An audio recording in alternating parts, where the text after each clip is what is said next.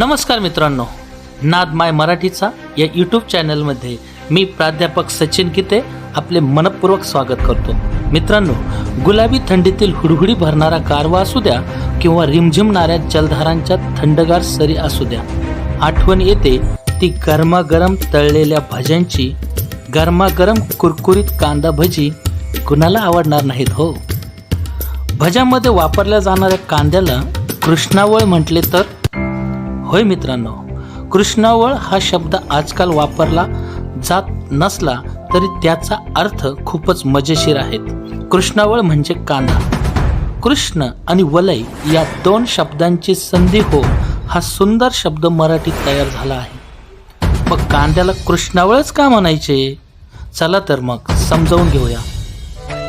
नटखट श्रीकृष्णाच्या बाललीला सर्वांनाच मोहित करणाऱ्या होत्या, परंतु श्रीकृष्णाजवळ असणाऱ्या काही गोष्टींची माहिती आपल्यालाही असेलच। श्रीकृष्णाजवळील दिव्य वस्तूंचे साम्य कृष्णावळ अर्थात कांद्यात किती हुबेहूब आहेत ते पहा।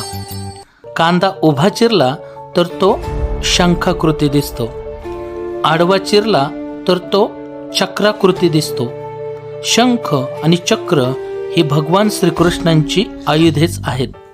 ही दोन्ही कांद्यात पाहावयास मिळतात, म्हणून कांद्याला गमतीने कृष्णावळ म्हणतात। आता हाच कांदा पातीसह उलटा धरला तर गदेच्या आकाराचा अर्थात गदाकार दिसतो आणि कांद्याच्या पाकळ्या उलगडल्या की दिसतो पद्माकार कमळाच्या आकारासारखा।